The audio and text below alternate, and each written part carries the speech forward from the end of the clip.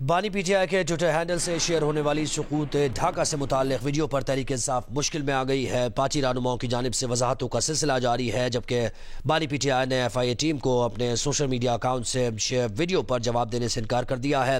بانی P T I نے F آئی اے کی تفتیشی ٹیم سے یہ کہا کہ وہ اپنے وکلاء کے بغیر شامل تفتیش نہیں ہوں گے۔ بیرسٹر گوہر کے بعد علی محمد خان نے بھی سن 71 سے متعلق ویڈیو سے بانی پی ٹی آئی کو لا تعلق قرار دیا۔ علی محمد خان نے کہا کہ بانی پی ٹی آئی کو اپنے ٹویٹر ہینڈل سے شیئر ہونے والی ویڈیو کا علم ہی نہیں ہے۔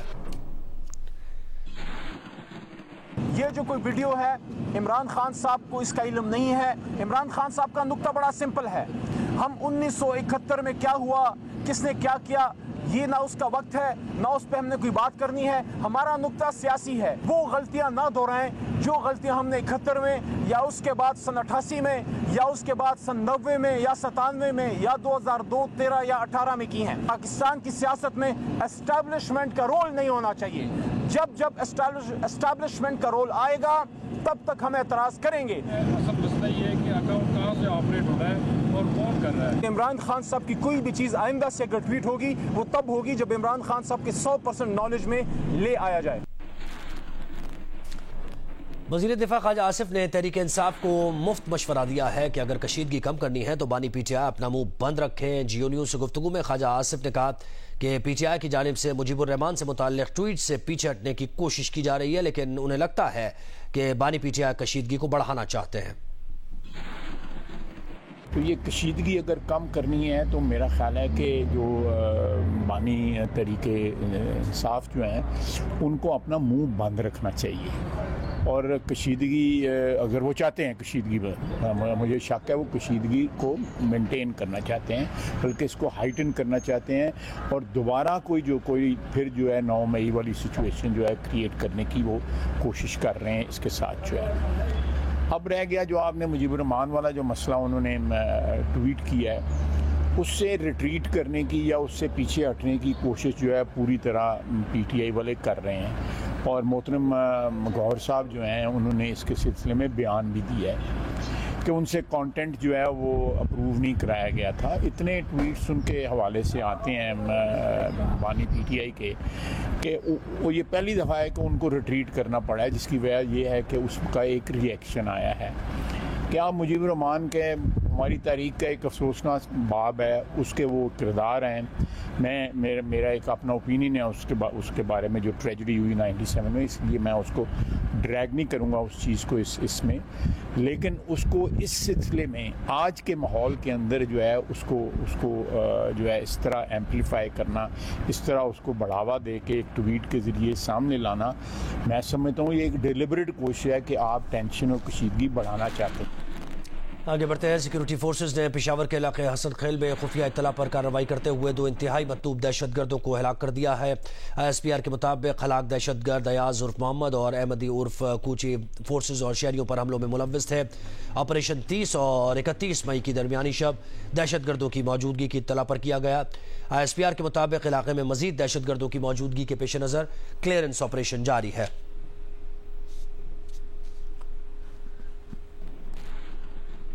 میئر کراچی مرتضی وہاب پریس کانفرنس کر رہے ہیں۔ کراچی کے الیکٹڈ بلدیاتی نمائندوں کے ذریعے ہونی چاہیے تاکہ ہم وفاق، صوبہ اور کے ایم سی سب مل کر اس شہر کراچی کی خدمت کر سکیں اور شہر کراچی کی عوام کے مسائل کو حل کرنے میں اپنا کردار ادا کر سکیں۔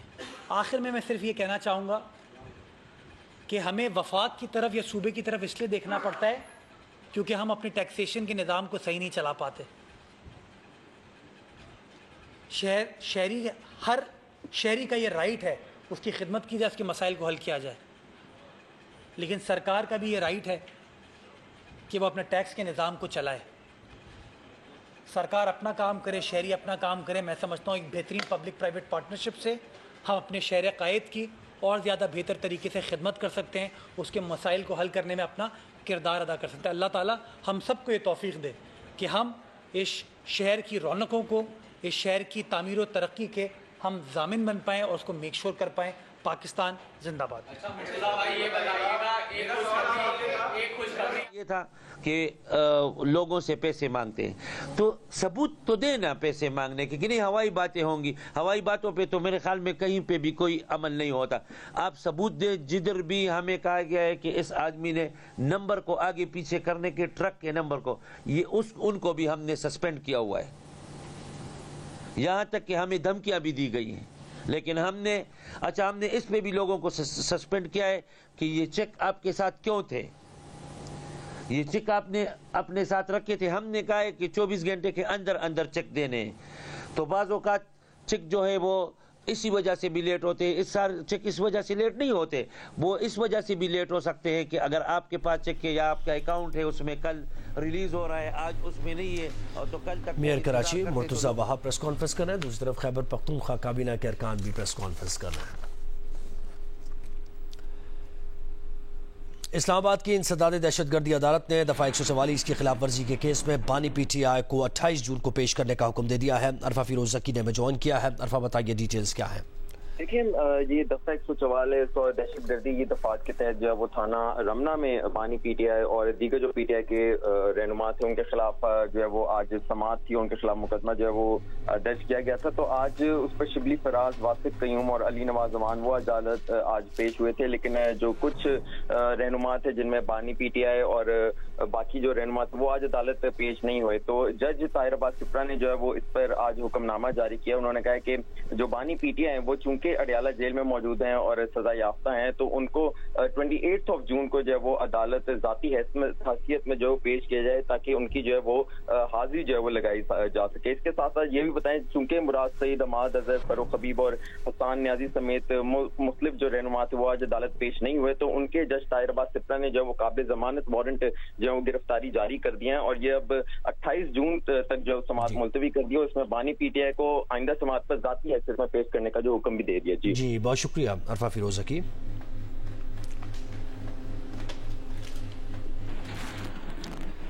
आगे बढ़ते हैं। DSP कोटली सतिया की गाड़ी खाई में जा गिरी। DSP सत्तार खान जख्मी हो गए। DSP कोटली सतिया के साथ मौजूद दीगर पुलिस एहलकार भी जख्मी हुए।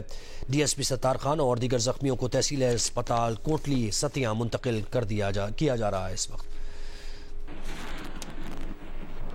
खैबर पख्तूनख्वा हुकूमत ने बिजली लोड मैनेजमेंट के हवाले से अहम फैसले किए हैं। लाइन लॉसेस वाले 177 फीडर्स में से 50 फीडर्स पर लोड शेडिंग का दौरानिया 18 घंटे किया जाएगा, जबकि बिजली बकायाजात के लिए जिरगे से भी मदद लेने का फैसला किया गया है। नादिया सुबुई ने हमें ज्वाइन किया है।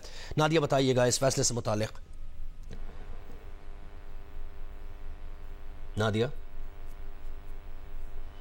नादिया सुबुई से गालिबन राबता मुनक़ता हुआ है। खैबर पख्तूनख्वा हुकूमत ने बिजली लोड मैनेजमेंट के हवाले से अहम फैसले किए हैं। लाइन लॉसेस वाले 177 फीडर्स में से 50 फीडर्स पर लोड शेडिंग का दौरानिया 18 घंटे किया जाएगा और बिजली बकायाजात के लिए जिरगे से भी मदद लेने का फैसला। नादिया बताइए इन फैसलों से मुतालिक।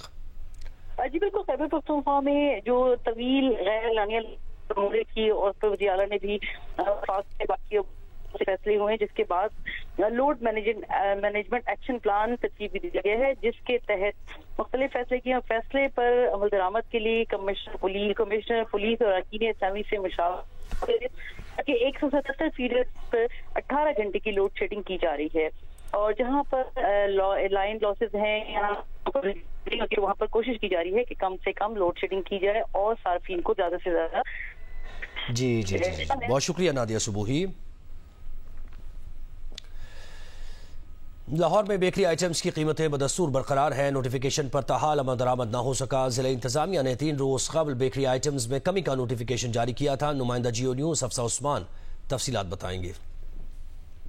बिल्कुल, ज़िला इंतज़ामिया की जानिब से एक नोटिफिकेशन जारी किया गया था जिसमें मुख्तलिफ जो डबल रोटियाँ हैं उनकी कीमतों में कमी कर दी गई थी। जो बड़ी डबल रोटी है वो 230 रुपये की मिल रही थी, जो कम करके ज़िला इंतज़ामिया की जानिब से अब 180 रुपये कर दी गई है। इसी तरह से जो छोटी डबल रोटी थी वो 120 रुपये की मार्केट में और मुख्तलिफ बेकरीज़ में मिल रही है, जो कि कम करके 95 रुपये कर दी गई थी। 95 रुपीज़ की जो है वो छोटी डबल रोटी कर दी गई थी।